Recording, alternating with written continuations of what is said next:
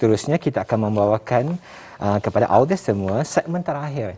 Segmen kedua wawancara secara virtual dan kita akan berbicara mengenai dengan inisiatif seorang usahawan ya dalam membendung COVID-19.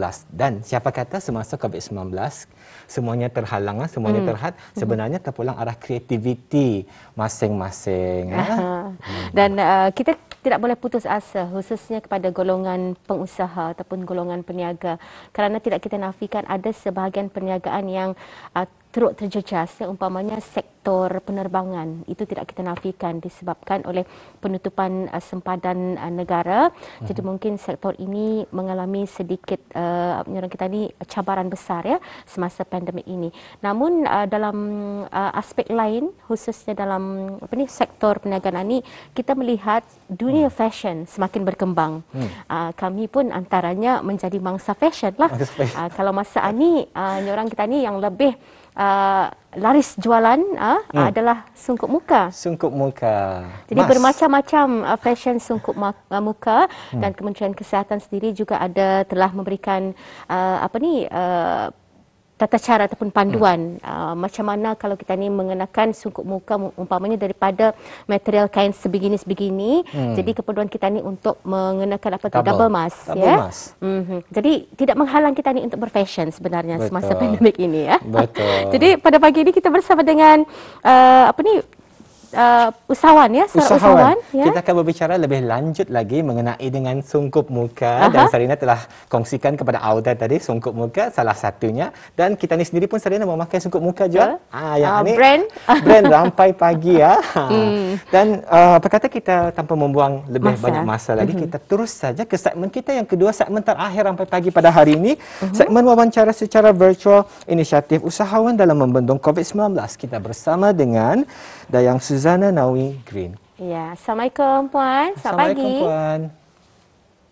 Waalaikumsalam. Selamat pagi. Assalamualaikum. Alhamdulillah. Baik.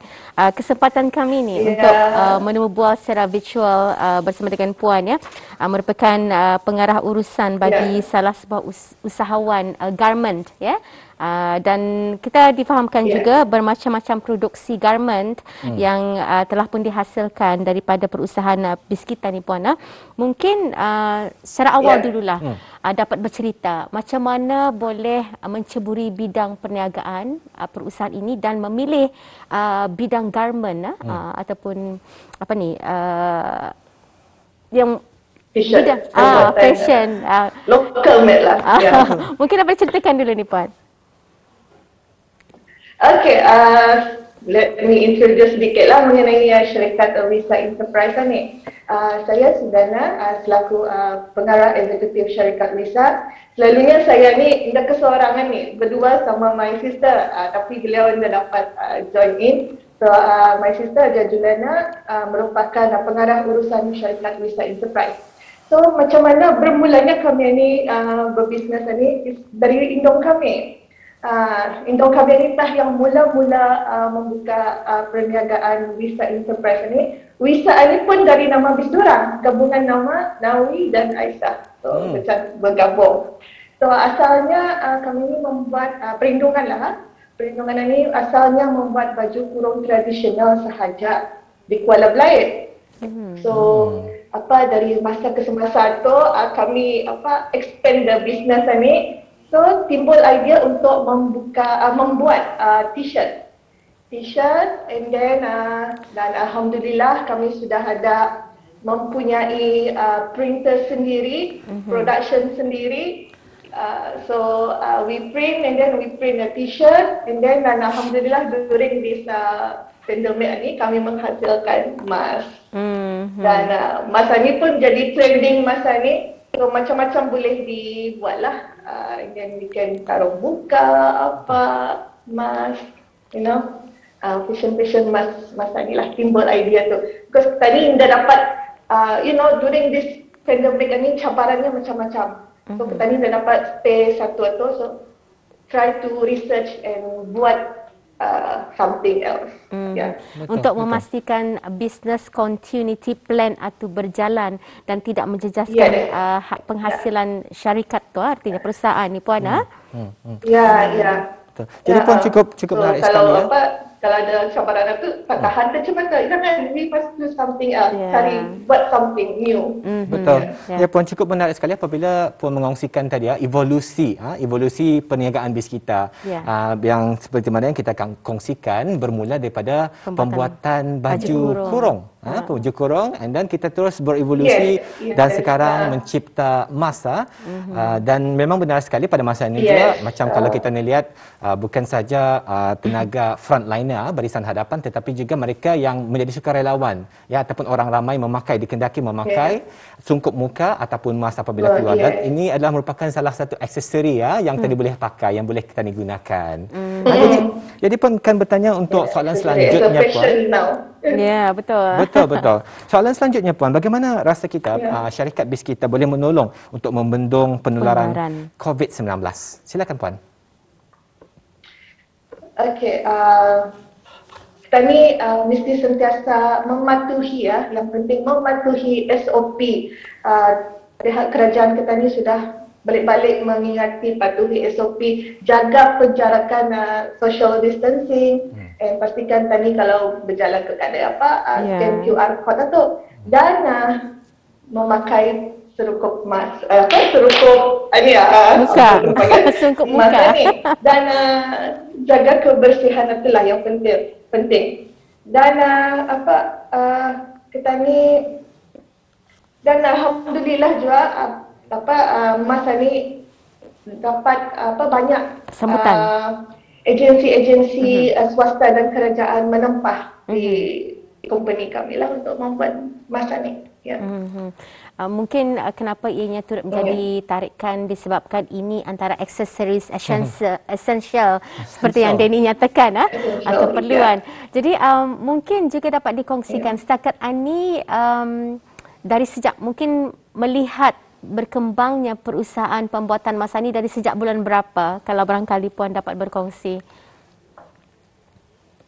Okey, actually dari tahun lepas sudah kami mencuba, tapi permintaan itu masa the first wave itu tidak berapa banyak, because kami concentrate on pembuatan t-shirt. So with the current situation dan disangka juga permintaan itu meningkat melebihi masa mula meningkat, dan masa mula-mula rekod kali second wave itu kami cuba-cuba saja, disangka masa ini viral, dan dalam masa 3 hari itu alhamdulillah hendak kami sangka mencapai itu juga 4 angka. Itulah permintaan itu lebih daripada I guess dalam 5K. So itulah we print this masa ni. Wow, alhamdulillah, rezeki namanya. Alhamdulillah. Jadi kami cukup bergembira Puan. Apabila mengetahui terutamanya macam SME di negara kita ni memang kerajaan menyokong SME ni agar terus dapat berkembang.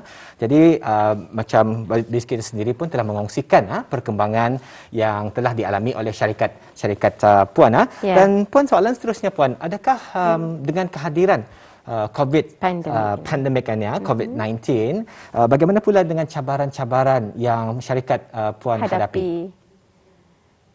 Saya percaya walaupun pada dasarnya sambutan tu ada, tetapi mesti ada cabaran. Mungkin dari segi pengawalan tenaga kerja, kerana kita ni mestinya orang mengamalkan penjarakan sosial dan seumpamanya. Bagaimana Puan? Yes. Memang jadi sangkakan memang ada cabaran. Okay, the first we make a plan lah untuk our staff ni. So some of our staff bekerja kami suruh bekerja dari rumah. So kami bagi all the komputer ni suruh diorang bawa ke rumah ni. And make a plan lah juga. So berganti-ganti on the production, ganti-ganti ikut time yang kami sediakan. And juga cabaran kami is on the material side.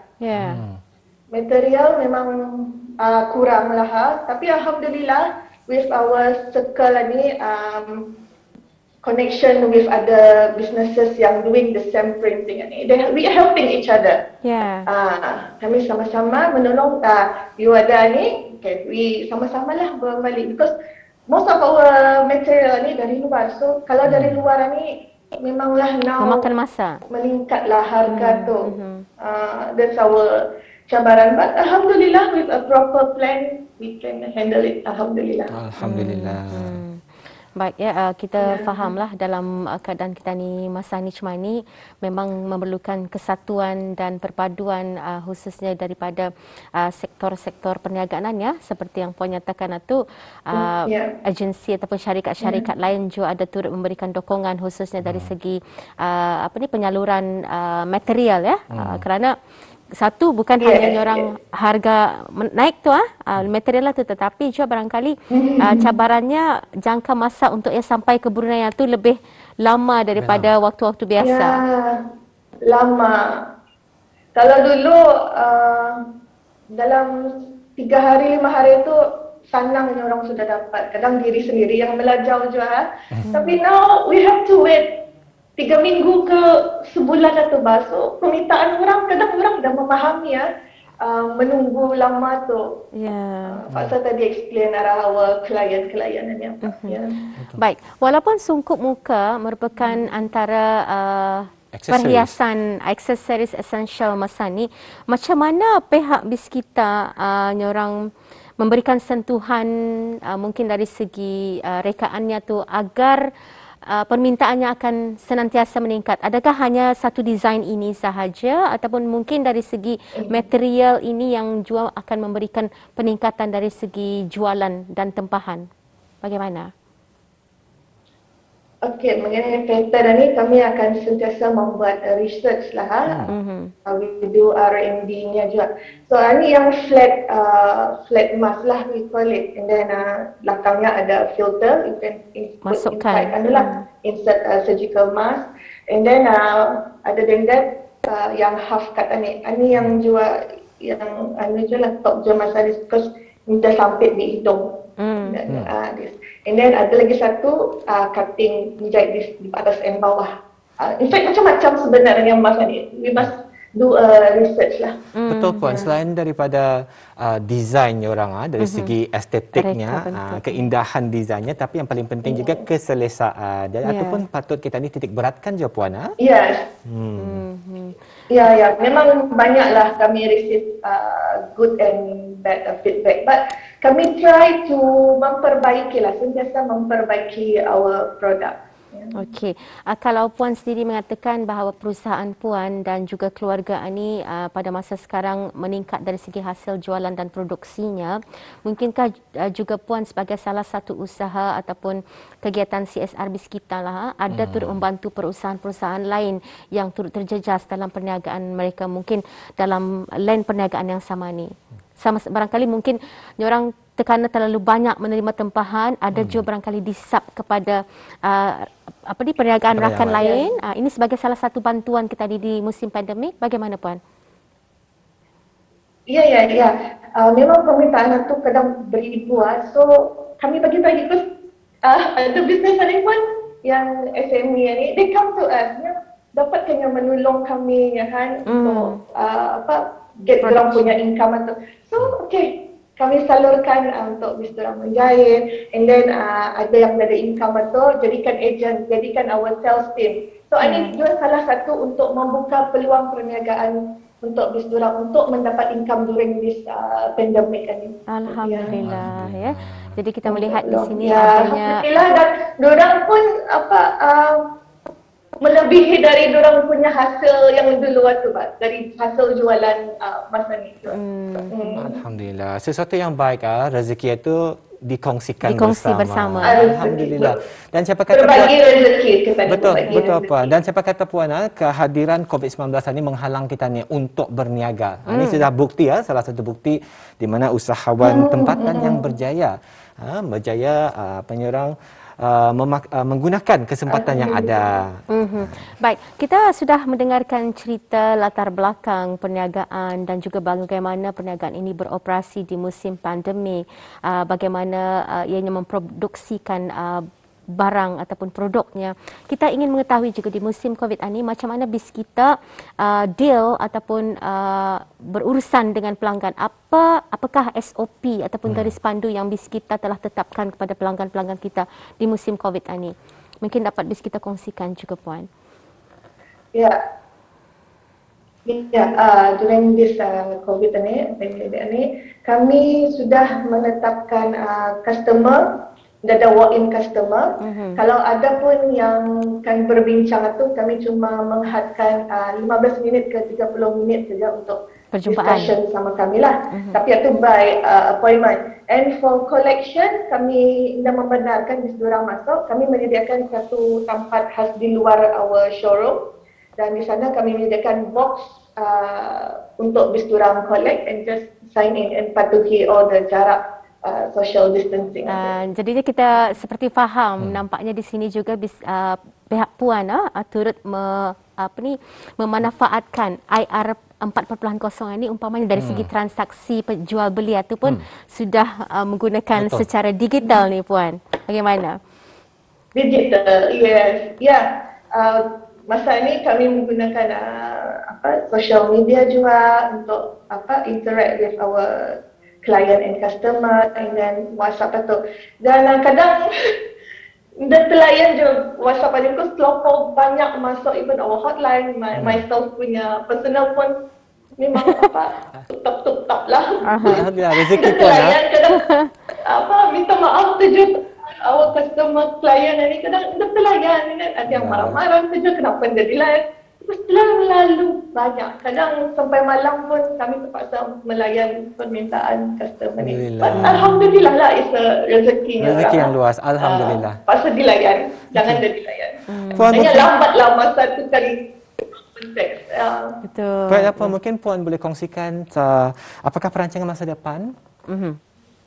Silakan Puan. Alhamdulillah, rancangan visa kami ingin mengembangkan luas lagi perniagaan kami ini dengan memperbagaikan lagi produk-produk kami, dan ingin juga menambahkan lagi production kami, dan InsyaAllah akan terus membagi peluang, membuka peluang perniagaan kepada businesses untuk join in sama Wisa Enterprise. Ya, seperti kami punya tagline, Wisa, we do more. We do more. Jadi maksudnya we do more ini ya dalam pelbagai aspek ya. Apapun terima kasih kita ucapkan kepada Puan Suzana masa yang bisa kita luangkan untuk berkongsi cerita dan mudah-mudahan ia juga dapat menyuntik semangat serta memberikan inspirasi kepada golongan muda kita ni ya yang mungkin ada mempunyai minat dalam bidang berkaitan dengan ini fashionista ni ataupun yang penting kesungguhan sebenarnya. Kesungguhan. Baik, apa-apa terima kasih sekali lagi Puan. Assalamualaikum, semoga terus maju jaya ya. Assalamualaikum Puan. Waalaikumsalam.